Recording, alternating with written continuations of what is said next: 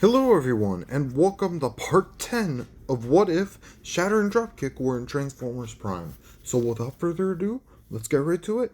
So we start this part off where we left off, where here, the Decepticons go up to the top of the Nemesis to await the arrival of their new supposed Decepticon ally. And so, the ship lands, causing semi-damage but not repairable, and a bot walks out, Smokescreen. He very quickly analyzes the scene and decides to attack the Decepticons. The Decepticons prepare to fight back against this Autobot.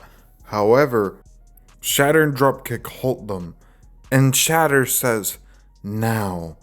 And then we see Nemesis Prime run at Smokescreen. And Smokescreen is like, "What the? Optimus Prime?" But he is knocked out. He then wakes up in the warship's med lab. Dropkick then says, "Welcome, Autobot." Shatter then says, "Introduce yourself to us. What is your name?" Smokescreen then says, "Why? Who wants to know?" Dropkick then growls, but Shatter says, "The leaders of the Decepticons want to know, you foolish Autobot." Leaders of the Decepticons? I thought that was Megatron. Dropkick then slaps him. "We were the ones who killed Megatron slowly, and we took command of this army." Smokescreen then says, "Okay, what about Optimus Prime? How in the Allspark is he on your side?" "Oh, Autobot, Optimus Prime, as you know him, is dead, and the one that works under us is merely a drone with the same strength, speed, and firepower as Optimus Prime. With us in command, the Autobots have suffered many losses, and you will be one of many." Shatter then prepares to kill him. However, Huntress walks in and says, "Wait, my scanners indicate he is holding something of great power within him." Shatter and Dropkick then think, really now? Let us see what you're holding, Autobot." They then begin scanning him, and soon enough, they find what is the source of that power, the Omega Key. And we're gonna say, just because of how intelligent Shatter and Dropkick are, they know what this is, especially Shatter. Most fascinating indeed. With Shatter telling Huntress, "Can you use your scanners to detect frequencies more similar to this?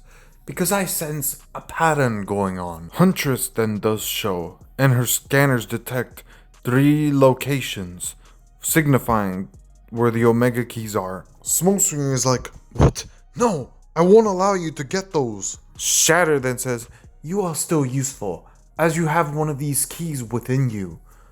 We shall leave you alive, for now, and you will witness the death of all your fellow Autobots."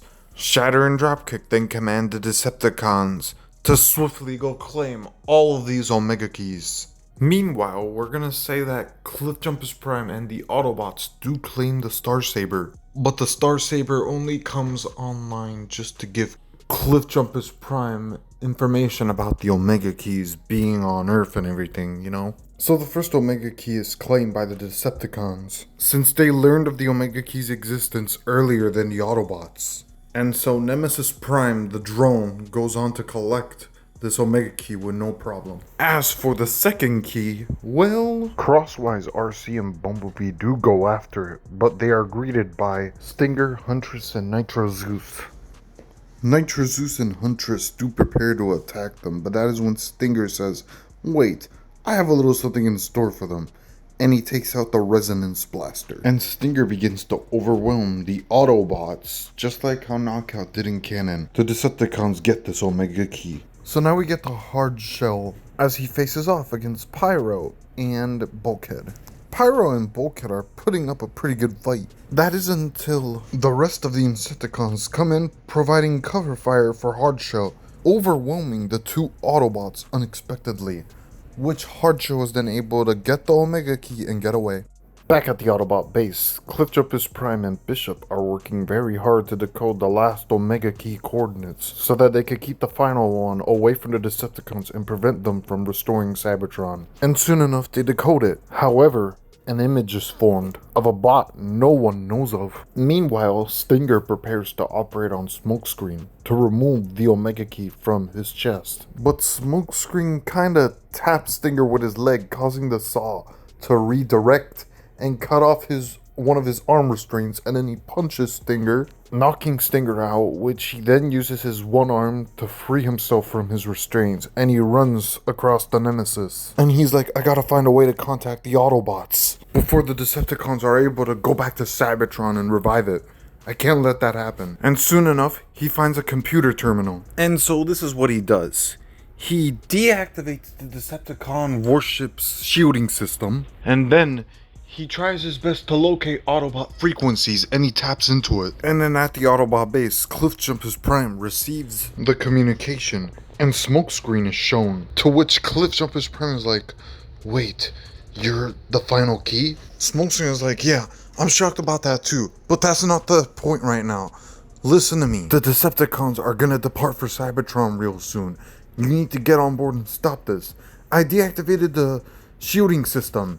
You could get here. I'll cause a distraction. He then hears footsteps. Hurry up. Time is of the essence. Cliffjumpers Prime then orders his fellow Autobots to begin to mobilize. He then thinks of a plan. We need a quick way to get the spark extractor onto the Decepticon warship without being detected. Crosswise then walks in with the red energon.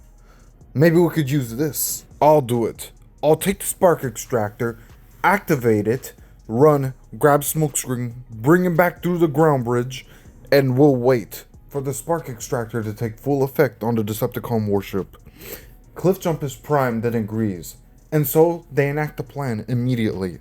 Meanwhile, Smokescreen is being chased through the warship by Vehicons, but he then runs into the rest of the Decepticons. Shatter then says, "You are more of a nuisance than you were meant to be," and Dropkick takes out his gun. "Time to kill you."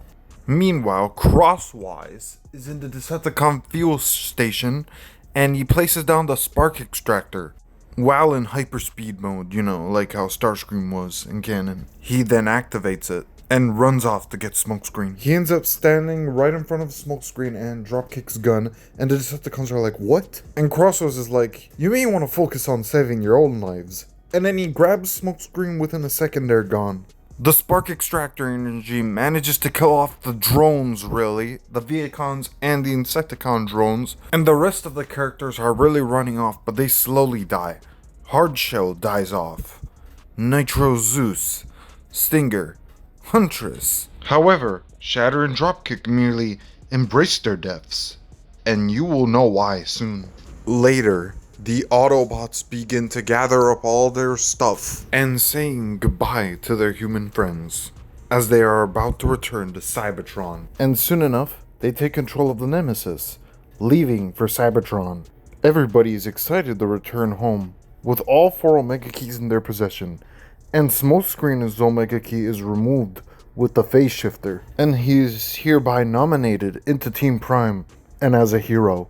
Soon, the Nemesis arrives on Cybertron, and the Autobots park it and set on out to search for the Omega Lock. However, a figure watches them from the Nemesis. The Nemesis Prime drone, with the minds of both Shatter and Dropkick's spirits, watch them, and the Nemesis Prime drone growls. And that's where I'm gonna leave it off here, everybody. Hopefully you guys enjoyed part 10, and I'll see you guys in the finale.